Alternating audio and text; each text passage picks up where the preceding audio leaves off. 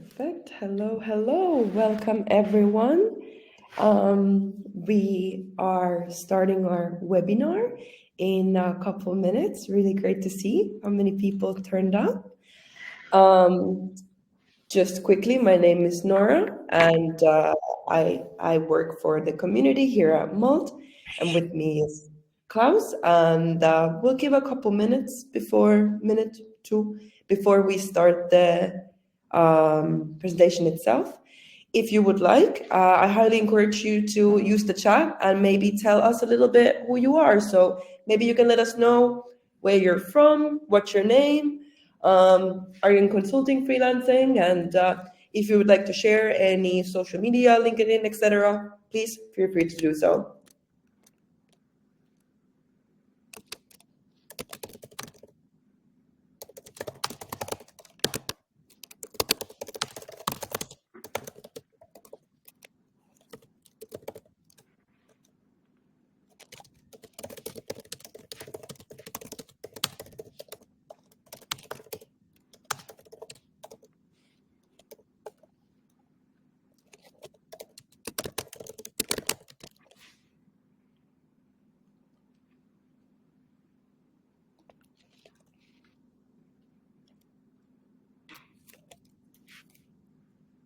Perfect, great. Super great to see how many we have a very international crowd today. Great to see. And for any new joiners, same thing again. You can share if you want to share where you're from, what's your name. If you would like, you can share your LinkedIn so you can network a little bit. Up to you. But great, thank you.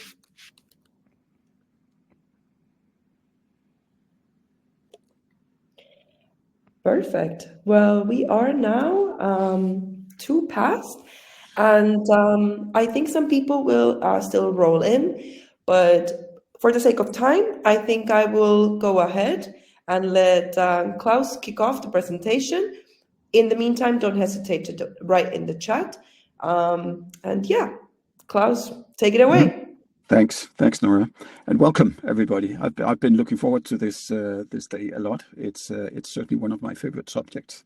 So my name is Klaus. I'll introduce myself a bit later. As you may be able to discern, I'm Danish, and I'm calling in from Sweden, actually being on client side. Today we are going to talk about something that to me is very close to magic. I still remember using this technology or this tool the first time a year and a half ago or so. And the first thought on my mind was, this is magic. And then I thought of Arthur Clarke talking about advanced technology being indistinguishable from magic. So this is the guy. This is the subject that we're going to be talking about for the next hour or so. A little bit about me. I'm not going to go through every single detail here. So my background is I have a Master of Science in Economics from Copenhagen. I've worked as an assistant lobbyist in Brussels right after university. But then I spent 10 years in Danish corporates. First 7 years with a Danish engineering firm called FLSmidth, where I was assistant to the CEO. Well, actually 2 CEOs over 7 years. Doing a lot of transformation work and optimization, cost cutting, all that stuff, helping that. Then I moved to Lego to work for the CFO, trying to develop a concept for change management in Lego and getting it out into the hearts and minds of the top 200 people at Lego. Later on, I moved into consulting, and this is where I've been ever since. So my first 10 years in consulting were spent in PA Consulting, the English firm. 7 years in Denmark doing transformation work, again, taking companies from A to B, so to speak, across different sectors. 2012, I got the opportunity to move to Manhattan, to New York, working for PA's life science practice in the States. Moving back to Denmark in 2015, still doing transformation work just for KPMG instead. And eventually I realized that this thing called IT might be driving strategies and choices and stuff for my clients. So I got the opportunity to move into Cognizant, one of the world's largest IT services providers, leading the life science practice, but from an IT perspective. In 2019, I realized that now I wanted to do something else, something different. So I stepped out as a freelance consultant or an independent consultant, and that's what I've been doing ever since. At the bottom, you can see my LinkedIn profile, or at least the link to it. Feel free to reach out if you want to link up, or if you want a copy of the slides that we're using today, etc. All the way along, as you can see at the top, I've been doing getting some additional skills. I think that's really, really important, and that's one of the things we're doing today, sharing experiences. So what do you do, Claus? I tell myself and I tell my clients that I'm creating aha moments, in a sense. So I do it by making clients able to do something they didn't think they could do, or understand something that they couldn't understand before.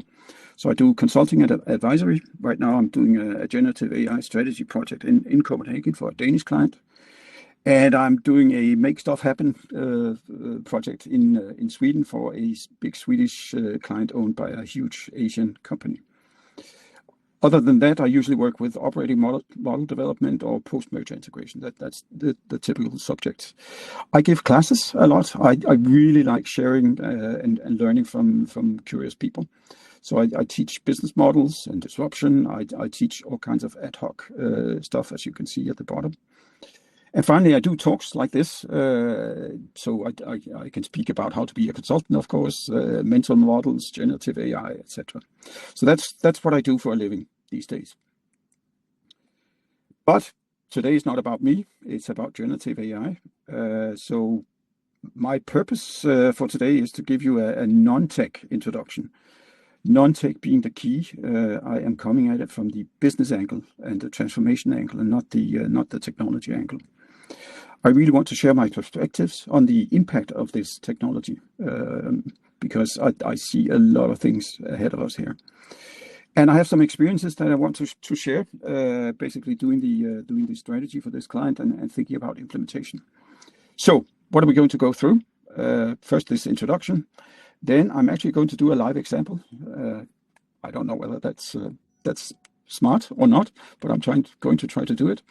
Then let's talk about it as a technology and a trend. Then I have 3 takeaways for you, and then some practical rules for living with what we could call co-intelligence, this thing called generative AI. And hopefully we'll have time for some questions at the end. So that's the menu for today. Live example.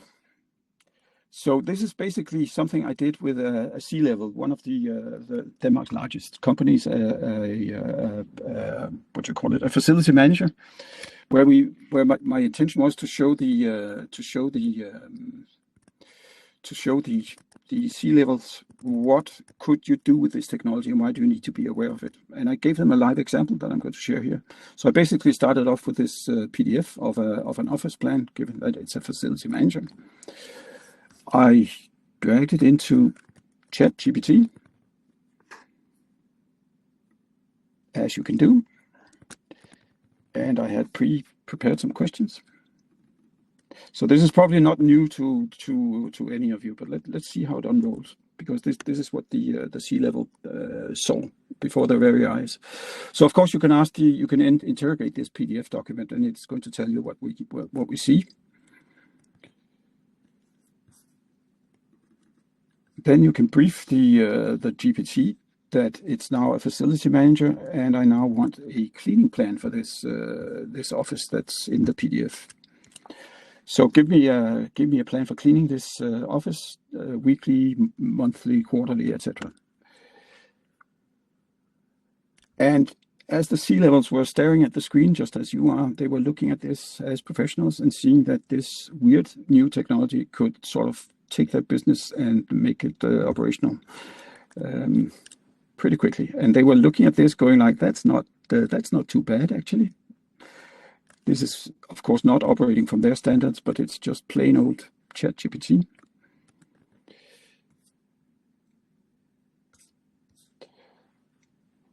So that's, of course, interesting, but the really interesting stuff happens now. Why don't you give me a resource plan? And this is where the pocket calculators came out, and people were going like, oh yeah, that's actually close to how we do it, etc.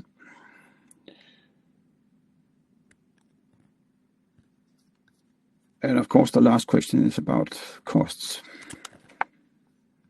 Once we're done here.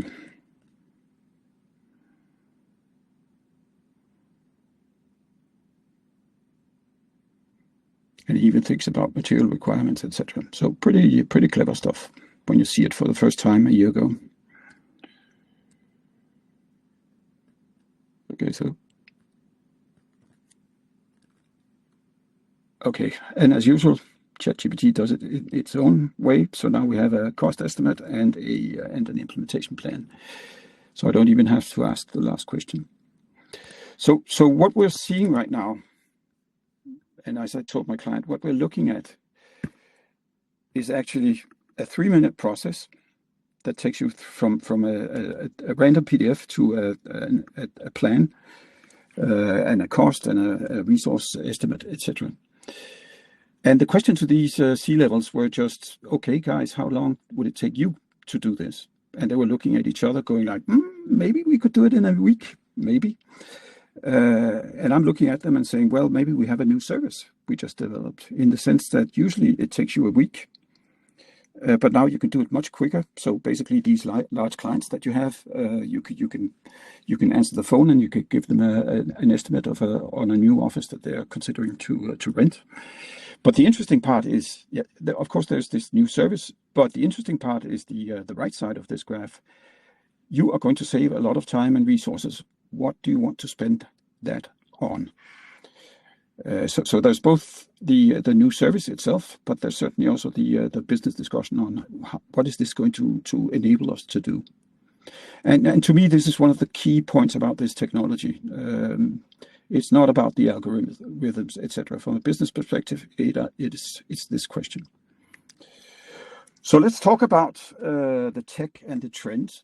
Just going to take you through a few basic things. So I think all of you more or less knows how this works, in the sense that it's based on a lot of statistics and math, and it basically ChatGPT or the large language model guesses the next word.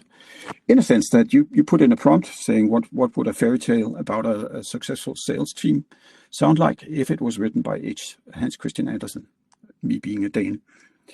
And of course it would start with once upon a time, and then it would do a lot of statistics trying to work out what's the next word. And this is basically how these models work at a very, very high level. So the probability says that the next word should probably be sales team, and then we go from there. So very, very basic explanation on how this technology works. What we're looking at is something that, as you just saw, it goes so fast and it has so many, such a huge impact, but it's really, really hard to quantify. One of the best pieces of research I've seen on this came out last year in September 2023, called the Navigating the Jagged Technological Frontier. And jagged frontier meaning AI can do a lot of stuff inside this frontier, and there's probably stuff that it can't do outside this frontier. And this was Harvard Business School and some other great American universities testing it on 758 Boston consulting strategy consultants. So basically the ultimate knowledge worker. And again, if you reach out to me, I'll be happy to send you the slides, and you see the link to this piece of research. So what did we see here? First of all, obviously, it's going to give you more speed, 12.2% more tasks, 25% faster. This is where the CFO starts leaning forward and saying, this looks interesting. Then it also increases quality, more than 40%, because they tested across 3 groups, one group who didn't get the tool, one group who got the tool, and one group who got the tool and training. And they could compare, obviously, 40% increased quality. Even more interesting, it impacts, or it helps both the low skill and the high skill people.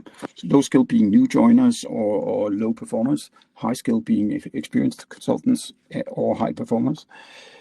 Low skill performers got a 43% boost in performance. High skills also a significant 17%. To me, this is one of the more interesting impacts. One thing is speed, but what we're actually talking about is, for instance, a company that can't hire the right people because there is a lack of available people on the market with the skills you need. Does this actually mean that you can start hiring low-skilled people and onboard them faster, solving one of the challenges of HR? Pretty interesting when you start thinking about it. Other things that became apparent. Apparently, there seem to be two ways of using this tool. There's the centaur, this half human and half animal, that thinks, okay, I'm going to do this myself, and I'm going to delegate this to my AI. Or there's the cyborg going all in, saying, I'm just working inside this tool all the time. So that's also interesting. Which strategy are you applying, and should you try the other one as well, just for fun? Other observations: larger chance of wrong answers outside the AI frontier. So still we have this thing that AI is not fully capable of doing everything. So when you apply a problem that it's really not ready to solve yet, you will have wrong answers. So where does this frontier? How far away is this frontier? Pretty good to know when you start using this tool. They also observed a certain sameness in the answers, which to creative minds could be something to look out for. Do we want to be standardized on one way of thinking, or how do we do this? And certainly it calls for some thinking on how do we include this, how do we integrate this in our processes. So to me, this is a really good piece of research to base your thinking on, and this being statistically well founded, etc., is really good. Where does it help, this technology? Where do we see the effects? And this is a piece of research, also a year or so old, from Goldman Sachs. And the main point being that everything that tastes of admin, and that's the light blue stuff, is in danger of replacement, so to speak. This is where generative AI could go in and replace you. The gray stuff is where it could supplement or complement, and the blue stuff is typically manual labor, e.g. cleaning, where Gen AI can't go in and replace. But this basically means that all us knowledge workers, we are in the firing line of this technology. And again, one of my clients, we were looking at what types of work did they do, and that was an aha moment for them, saying, okay, we probably need to take a look at this. And you'll find tons of research on the effects of this. Is it 0.6% growth per annum, or what? There are tons of research out there. McKinsey did a study in Denmark based on Danish labor market statistics, and they basically claimed that it could take over 20% of work in Denmark, which means that in the future we're going to have Mondays off, hopefully. Trends and consequences of this technology. If you take a step back and think a bit about it, there are some trends that you can see already. So first of all, this is about augmentation, in the sense that it's going to give you superpowers. It's going to accelerate learning, as we saw from the study. It will also require a bit of thinking on how you do this. But certainly this augmentation thing is something to keep in mind. The other one is that if you think you're data-centric today, forget about it. This technology eats data for breakfast, and you're going to need to find new sources of data, and that could be internal data that you can suddenly bring alive in different ways. Or you might also start thinking about what kind of external data do I need to add to this to make some really good decisions and analysis. It might even lead you to the thinking about, do I need, as a business or business unit, do I actually need a data partner by my side? I don't, because my IT function will not know anything about this. So I need to sit down and take responsibility for my data going forward. Thirdly, customer expectations. So your customers are using this, and they are going to be getting used to the quick responses, the quick reactions to complex questions, etc. And they are going to turn around and expect the same from all of us. So how are you going to handle that growth in customer expectations? And lastly, this thing about, are we doing it right? And not only are we seeing maybe 3 different regimes appearing across the US, China, and certainly the EU. But there's also, how do we protect intellectual property and our knowledge? What does security look like? How do I do quality control? How do I handle bias? A lot of things that you will need to consider. So from my perspective, these 4 trends are going to drive the discussions with customers and clients going forward. Let's talk about the takeaways. I have 3 for you. So the first one is, so this is Columbus, of course, setting off for India, or what he thought was going to be India. And we are on some kind of similar journey in the sense that we start with this tool that is perfect for personal productivity. And this is where we are right now, more or less, thinking about, oh, wow, look what I can do now.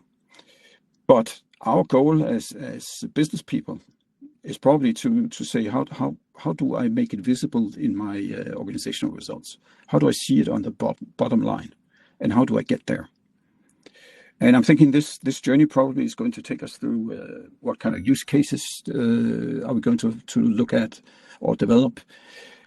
Simply building experience, understanding this tool and what it can do, getting security right, thinking about where do we want to use it, what kind of interfaces do we need, how am I going to use the data, and how am I going to safeguard it.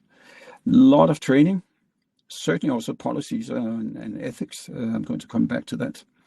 And probably 10 other things that we haven't thought about yet. So it's really a journey. Think about Columbus heading out, thinking he's going to land in India, but ending up in a different place. That's probably our journey for the next few years. And there's a lot of work being done right now to find and explore use cases. I bet that many of you are doing that as well. I have stumbled across a tool in ChatGPT. It's developed by one of the thinkers that I'm going to share later. So it's called AI Pertinence Task Analyzer, and you can find it in the GPT area of ChatGPT. It basically, if you upload an organizational chart or describe a company, it can help you say, okay, you may want to look in this place and that place for certain use cases. And that's the kind of exploration that we all need to do these days.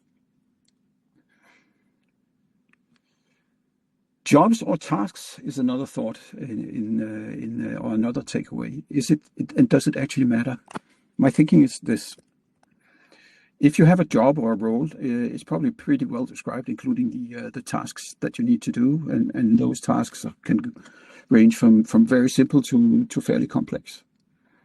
And what we're going to see, or what we just saw, is that some of the stuff you're doing today can be done much faster than you are doing it by using generative AI. So that's of course the cheaper, better discussion that immediately pops up.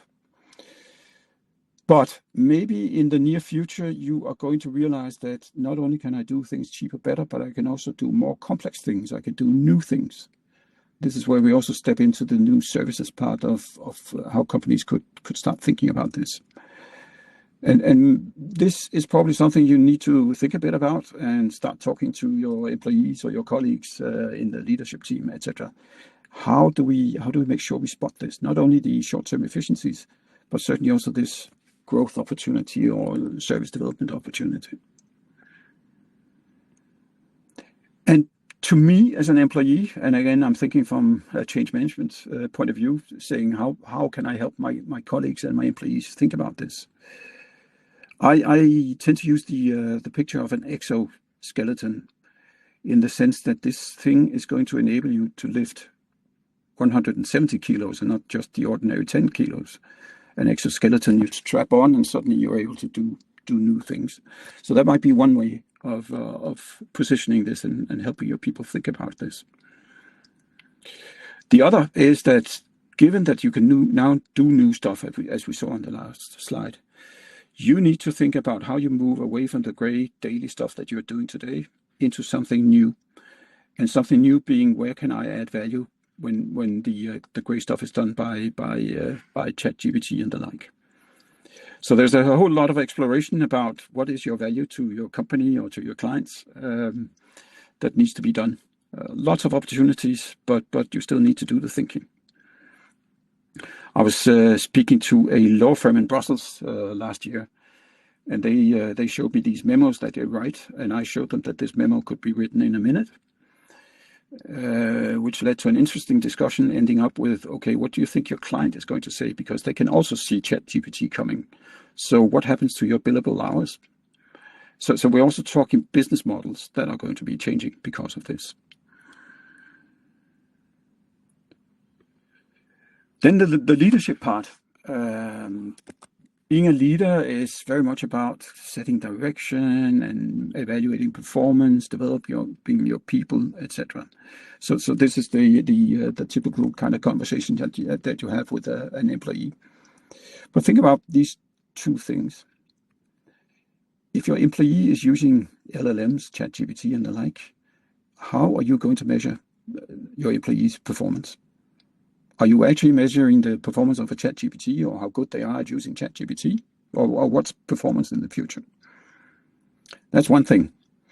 And with my current strategy client, we actually touched upon the next one, saying, given that an employee can generate one idea, but using ChatGPT, they can probably generate a ton of ideas. How are you going to guide them? How are you going to make sure that all these ideas are actually not taking up your time or eliminating whatever bandwidth you have available? So that there's a lot about how do we work? How do I guide my colleagues or my employees in this field? So those, to me, are at least two of the immediate things that you need to start thinking about as a leader, and it probably only scratches the surface. Third takeaway.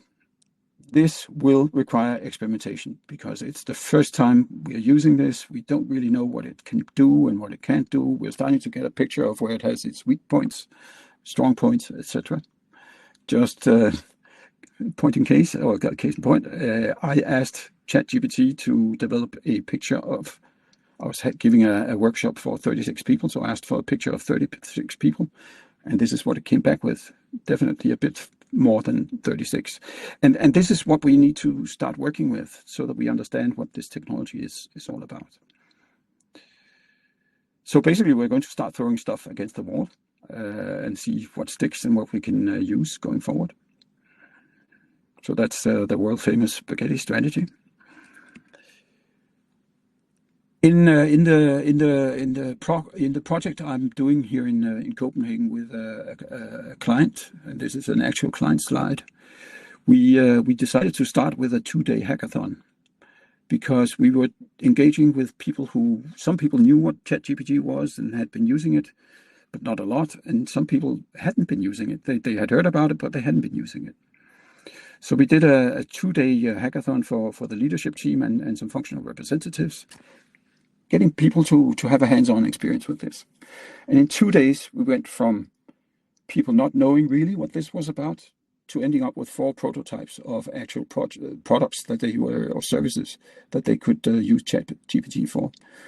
And 2 of them being top-line new services, and 2 of them being more internal efficiency. So one product was a new tour guide for architectural walks in Copenhagen.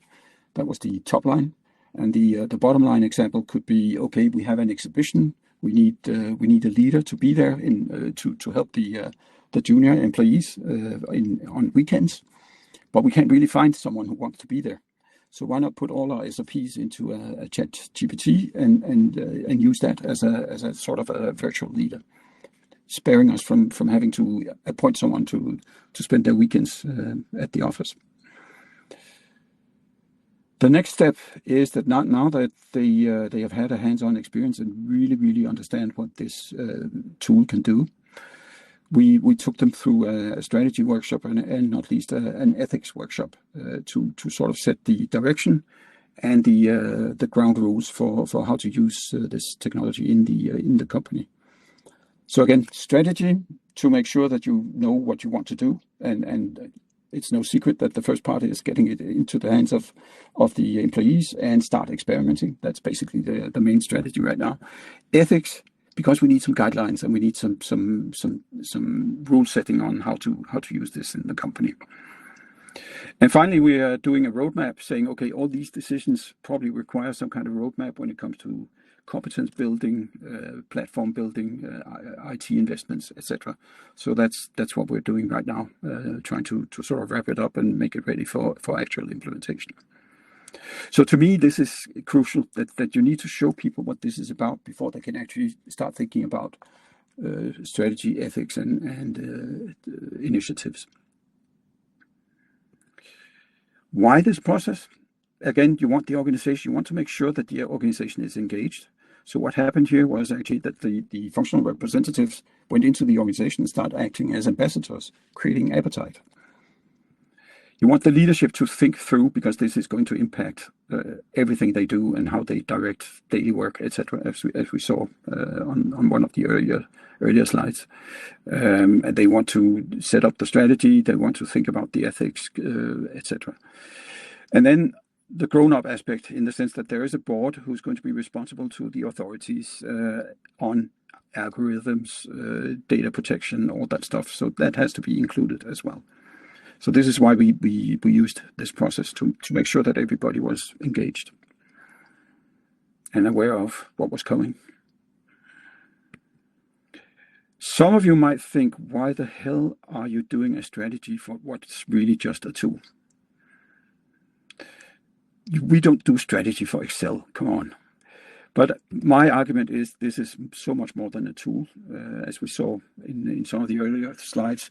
It's going to redefine what is a job, what is a role, what can we do, etc. So it's so much more than just a basic tool. So that's why we're doing a strategy. Ethics is something you need, and take a look at this slide. You want ethics to guide people on the best way to use this tool that you're making available, so that they don't take any shortcuts that could bring quality risk, reputational risk, all the stuff that's always in danger when you don't do things right. So watch out for the shortcuts. This is an actual client slide. So we had a follow-up session here in October, and this is one of the slides that they shared. And of course, it's in Danish, but what they're actually saying is that, we realize that these custom GPTs that we can actually build in marketing communications, they can help us do a lot of stuff. They can be a prompt director, they could be a creative director when we start thinking about advertising campaigns, etc., etc. And when you take a look at this and realize that they are actually building these GPTs, you start thinking what you're actually building are specialists. You're actually building new resources. So again, this will have an impact on your employees, ways of working, whatever services you can develop, the speed, your development strategy, etc., etc. So this is quickly becoming reality just based on this hackathon and the strategy discussion. So you should be careful, and you should be thinking of this as a transformation. It's so much more than a tool. It has such a big impact on the way that the business is run. Let's talk about living with generative AI. So once you've gone through all this, how do you actually live with this? And back in 2018, I was actually exposed to this book, Human and Machine. And the thinking in that book was that we're seeing a lot of stuff appear where previously the choice was between a human or a machine, but now you're seeing this augmentation thing pop up, where the human complements the machine or the other way around. And this is the space that we're looking at these days. So it's no longer an either or. You can integrate, and you can start thinking, okay, does this mean that I can actually provide high levels of service to all customers? Maybe not just the VIPs or the high net worth customers. Think about banks who have all the data on every single person or every single customer. Why couldn't they use AI to provide the services that they normally provide to their platinum customers, to every customer? Does it allow us to free up resources and get closer to your customers? So salespeople having to do a lot of admin, they can actually be released from that admin and move closer to customers and build relationships. Is that an option? What we're seeing in hospitals already, that the machine, in a broad sense, does the diagnosis, but the human actually shares it and works with the patient. So many things are on the table these days. I think this is where you start having to use your fantasy, and no limitations here.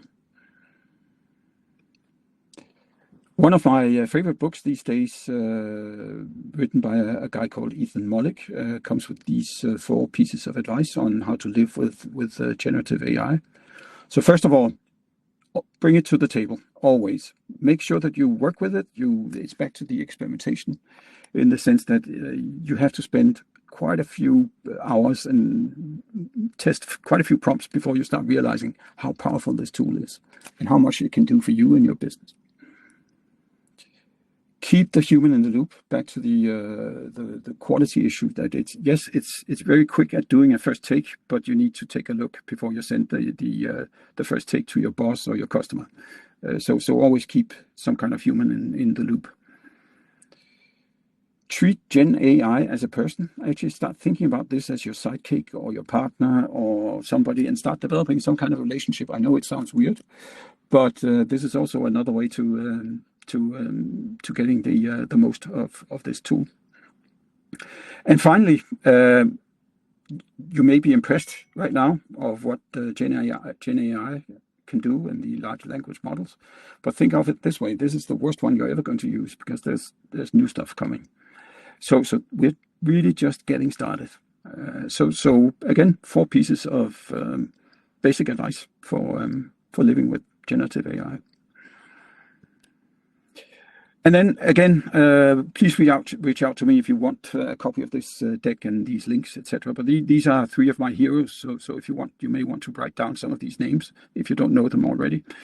Ethan Mollick, a researcher and a professor at Wharton, thinking about the impact of generative AI on organization and businesses. Really interesting guy. He's the guy behind the book I just mentioned. There's a guy who used to work at MIT, but now has just joined Boston Consulting, Gianni Giacomelli, doing the same thing. And very interesting, looking at how innovation can be sort of impacted by using generative AI, design thinking and the like. Really cool stuff. And then finally, a former managing director from Boston Consulting Group, who's now a private equity investor. But he's also been involved in much of this thinking. He has a weekly column, or a regular column in Fortune magazine. He was also involved in the piece of research that I mentioned with the 758 strategy consultants. All 3 could give you a lot of information on how to leverage this technology in your business. So I guess that's basically it. We are now at the place where we can actually think a bit about this. I know there was a lot of stuff that I just shared, but I'm thinking we now have some time for some questions or sharing some thoughts across the participants. So I'll stop here and I will stop sharing. Perfect. Thank you so much, Claus. I just wanted to let you know that there was such huge demand for your presentation slides that I will be sharing it with everyone who participated, which is great. I picked up a couple questions from the chat, and while we're going this, please use the chat, ask any questions that come in mind, and then Claus can also check them.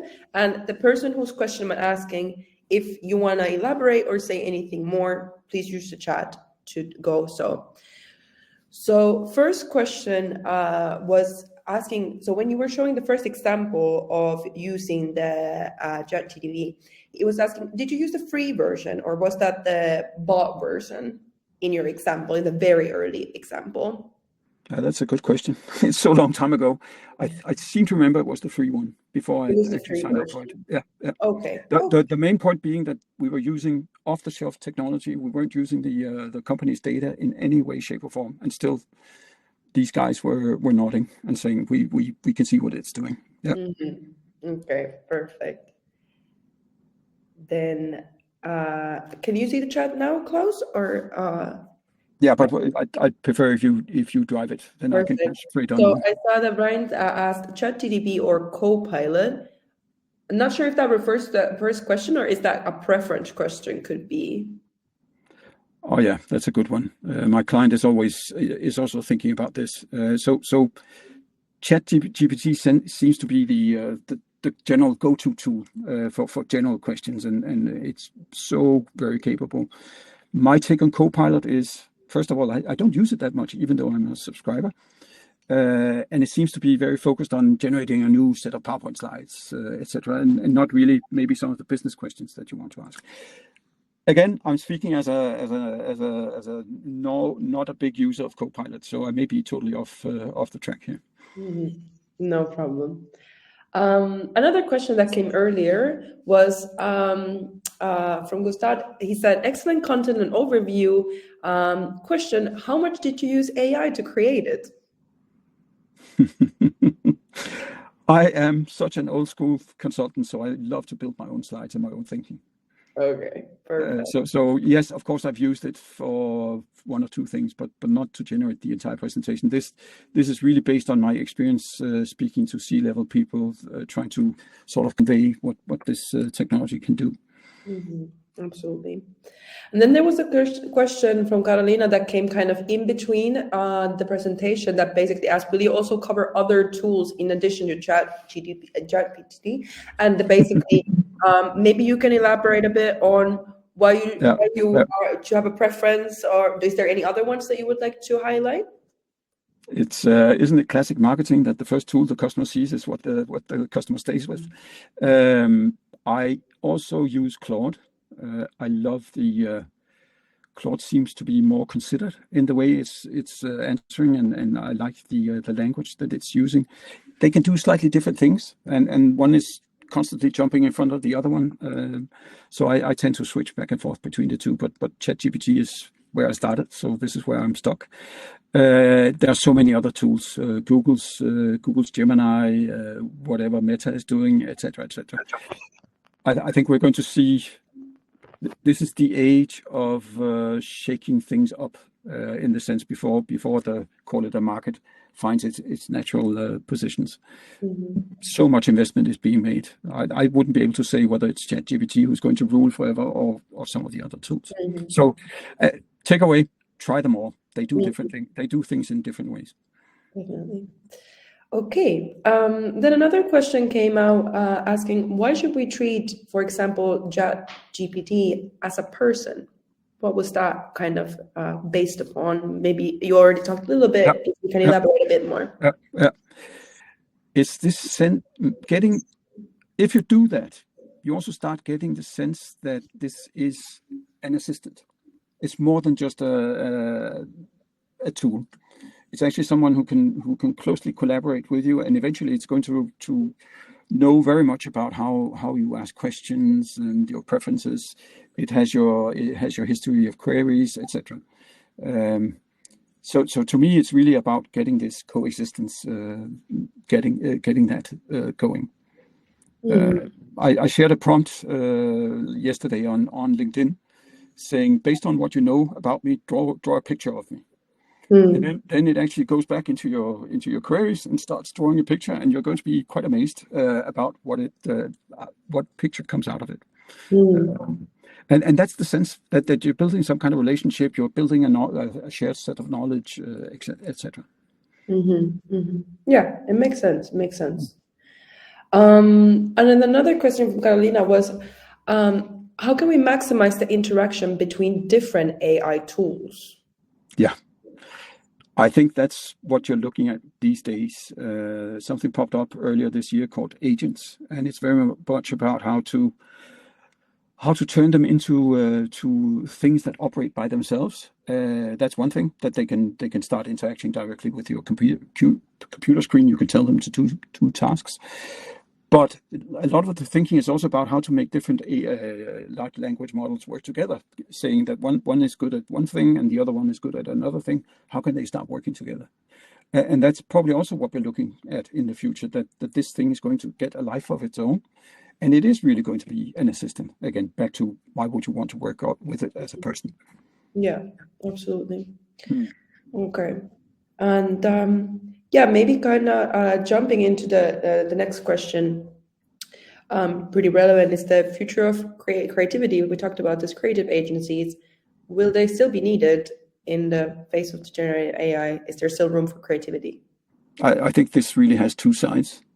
So let's do the optimistic one first. This thing about augmentation that you can do instead of spending one day doing building two ideas, you can build 20 and then take the two best ones out of that. So again, augmenting your not only your productivity but also the quality of your thinking. The flip side, I recently saw another piece of research that looked at the impact on freelancers, such as ourselves. And certainly one of the main categories that was going to be impacted were graphic designers, in the sense that it looks like whatever tool you're going to use can do good graphic design in 10 seconds. You don't have to bother with a human, etc. Question is if you're going to get the same quality, but the real question is 80% good enough and I can deal with that? It's so much cheaper and faster. So it probably has both sides, which is back to the thing about moving from the gray standard stuff to the new place where you can create value. Yeah. So is it a drawing, or is it actually thinking about how the drawing is going to be used and talking to your customer about that? What's the value you're going to add in the future? Yeah, absolutely. And I'm using graphic designers. That certainly works for consultants as well. Yeah. ChatGPT and the like can do a workshop program in 2 seconds flat once you describe what you want to do. So how are you going to build your hours in the future? Yeah, definitely. It will have an impact on all of us. Oh yeah. One way or another. But the flip side is you can do more in the same time. Exactly. So how do you leverage that? We will find the benefits of it too. Yeah. Absolutely. And then I'll jump on the next one. So next question would be, if you would want to digitize your own consulting service with AI, where would you start? I'm doing it already in a sense, because parts of my job, and I guess like everybody else, is creating workshops for customers or clients. And what I typically do is, again, I'm old school, so I develop my own thinking, saying, okay, I want to do it in this way, and then I throw it into ChatGPT, and I always get at least 2 points I didn't think of. So that's my small augmentation. I can also ask it to make a script. I can do if you ask for the slides, you're going to see a prompt in the appendix where you can actually have ChatGPT or a large language model do the pre-mortem. So as opposed to a post-mortem where you say, okay, this went wrong, what can I learn from it? You go do a pre-mortem. And this prompt will actually help you think about what could go wrong and then start mitigating these risks beforehand. So that's another way of using this tool to become even better at what you do. Absolutely. Then a more practical question, maybe just towards you. Do you usually use ChatGPT in English or in Danish? Do you have a preference? So much of my work is in English, so I tend to use it in English, and then when I show it to my Danish classes, etc., I have to remind myself of writing in Danish. I had a demonstration to a big public authority here in Denmark, and they of course are always writing memos to the ministry, the central ministry, and they were very interested in this language ability. Okay, does it mean that we can actually write in German or Greenlandic, etc.? And then you showed them what it could do, and they were like, "Wow!" You could even ask it to write in this special ministerial style, and it actually did quite well. So it's really about reminding yourself that this thing can do crazy stuff. You can actually ask it to write like Hemingway as well. So that would be a new type of memos, wouldn't it? Yeah, absolutely. And I want to go back to a previous question because I got more specific information. So the question was asked on the consulting service on building AI. The person wanted to go more into specific, meant that I meant in a way that you're able to do the whole. I meant in a way that you are out of the whole interaction, so the service is fully delivered. Interesting question. I could certainly see a lot of automation happening with let's face it, a lot of the stuff we do as consultants is basically basic stuff. I think we need to stop and think a bit and say, where do we add value as consultants? And it's in the human interaction with the leaders or the CEO that you're servicing, etc. So I think it would be a mistake to remove that. And it's back to this gray, colorful picture saying, okay, there's a 80% I could do behind the scenes and I could do it faster, but I need to keep the human part there, but I can become a much better consultant. Same for lawyers. Okay, I can do the production quite quickly, but I need to keep the trust of my client, because that's why they pay me the big bucks. It's because they trust me. So you probably need to step away from the, wow, I can do so many things faster, and think about the human thing in here as well, because that's still going to be important. Definitely. In business, it's always but interaction. Again, as consultants, we work with people. Exactly. Even though we do a lot of analysis, we still have to validate that analysis with people, etc., etc. So you do work with people. How do you leverage that? Perfect. Hopefully that went more into that question just asked. Just going on the list, the next question that I have is, do you have any recommendation how to ask the ChatGPT how to move just the most useful results? So any tips or tricks on how to build sentences, how to ask questions? Is there anything on this side, or should it just understand us? I think we're first of all, we're back to experimenting. You really have to spend 10, 20 hours on this. And then, at least my experience, then let me share that. In the beginning, I wrote pretty general prompts, and I was amazed on what came back. And then I thought, okay, if it's asking if it can do that, then maybe it can do this and this and this. And you end up realizing that it can deliver Word document structures as you want it. So you could say, I want a table with 4 columns. I want this in each column, and I want etc. So just add detail to your request and see what comes back. Yeah. It's amazing what it can do. Yeah. And the only barrier is actually what you can think of. Absolutely. And I think this is more of a comment from Mark, but I will read it out loud anyways. Due to LLMs being expensive to train and requiring large data sets, there's a significant first mover advantage. Yep. LLMs with the largest data set will be the best, and in turn be used more, and in turn obtain an even larger data set and improve more. We're likely to see a rush to be dominant, and then consolidation in the market. That's one point of view. I think another point of view could be that all the big players in this are seeing this, but they're also seeing the increase in quality drop off. They are seeing the environmental impact of the energy requirements, etc. So there's a lot of research going on how can we make these more efficient? Do they actually require this data? What happens when we start using artificial data because we don't have enough real data? All that stuff. I don't think we've seen this played out. There are so many more dimensions being explored right now. The only fact is we're going to have more and more computer power. We're going to solve this energy problem, etc. So we are going to see better LLMs, whatever that means. Absolutely. Again, that's my perspective as an eternal optimist. Definitely. Perfect. And back to a question that I mistakenly went over, and kind of to that, how to best use the generative AI. Caroline had a question as, how would you say she can best use AI to aid in writing a book? Has this ever come across on your profession? Yeah, my son has a goal. He wants to write a book before he's 30. So he's 29, so he's working on it. He wrote the better part of the book himself, but he's used ChatGPT to work out the grammar and style and give him suggestions on how to tweak sentences, how to write shorter sentences, etc. So there's always this balance between human creativity and how can you perfect your product. From my perspective, and back to one of the comments on one of the slides from the piece of research on the 758 consultants, this thing about sameness, that there's to me, I wouldn't say I'm 100% certain every time I see a piece of text, but you can sort of feel whether it's a chat GPT or LLM text or whether it's not. I think that's the balance you want to find. Definitely. And then kind of continuing from Carolina, so she also wanted to kind of mention a couple points from her side. So she writes, I think the concept of augmentation is key.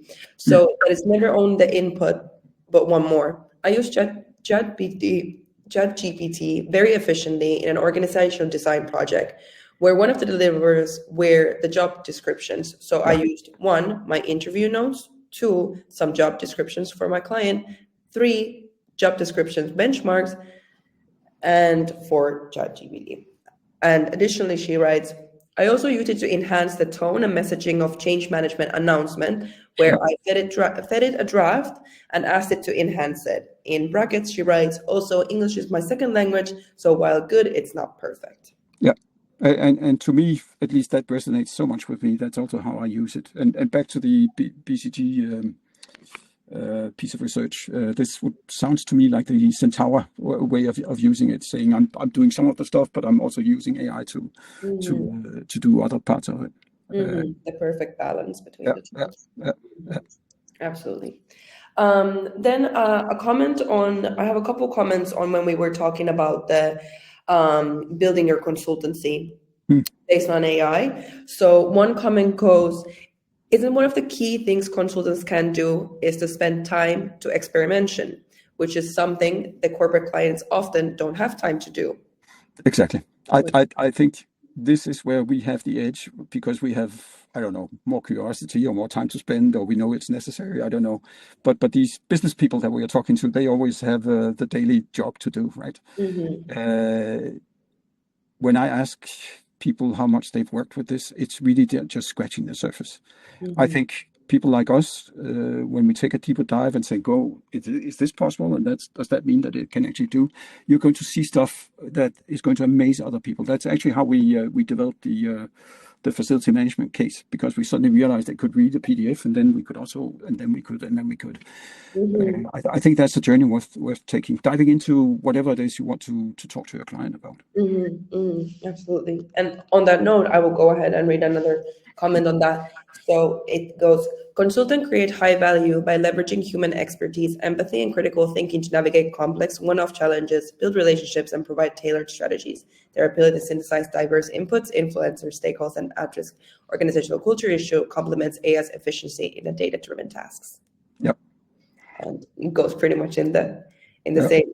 I would say one thing, because as a consultant, you should also think that you're used to be sitting in a room with pretty smart people doing a pitch to a client or preparing the final deck or something.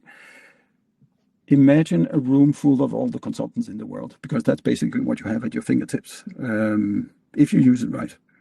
And there's no doubt that everything you do can be improved by using this tool right.